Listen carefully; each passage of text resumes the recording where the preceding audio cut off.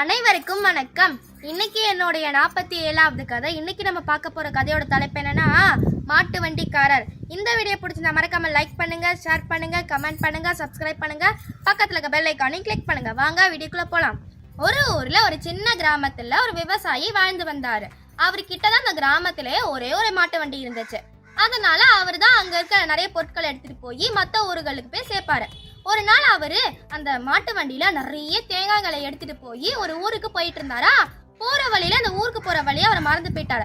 வழியில ஒரு சின்ன பையன் வந்துட்டு இருந்தான். அந்த பையன் கிட்ட இப்படி போனா இந்த ஊருக்கு போயிடலாமா அப்படின்னு கேட்டாரு. அதுக்கு அந்த பையனும், நீங்க மெதுவா போனீங்கன்னா 10 நிமிஷத்துல போய் சேர்ந்துடலாம், அதே நீங்க வேகமா போனீங்கன்னா அரை மணி நேரம் ஆகும் அப்படின்னு சொன்னானா. அதை கேட்ட அந்த விவசாயி, என்ன இவன் மாத்தி மாத்தி சொல்றான், நம்மளை கிண்டல் பண்றானோ அப்படின்னு நினைச்சிட்டு பயங்கரமா அந்த பையனை திட்டாராம். உடனே அந்த பையன் சொன்னா, உங்களுக்கு நம்பிக்கை இல்லைன்னா நீங்க வேகமா போங்க அப்படின்னு சொன்னாரா. அது கேட்டுட்டு அந்த விவசாயம் ரொம்ப வேகமா போனாரா. அங்க நிறைய கல்லா இருந்ததுனால வண்டி தடுமாறி கீழே விழுந்துருச்சு. அதனால நிறைய தேங்காய்கள்லாம் செதறி போயிடுச்சா.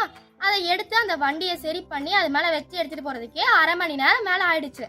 அதனால அவர் நம்ம தப்பு பண்ணிட்டோம், அந்த சின்ன பையன் சொன்னதை நம்ம கேட்கல அப்படின்னு நினைச்சு ரொம்ப வருத்தப்பட்டாரு. இந்த கதையில இருந்து என்ன தெரியுதுன்னா, நல்லது சொன்னா யாரா இருந்தாலும் கேட்டுக்கணும். நன்றி, வணக்கம். லாஸ்ட் வீடியோட லிங்க் டிஸ்கிரிப்ஷன்ல கொடுத்துருக்கேன்.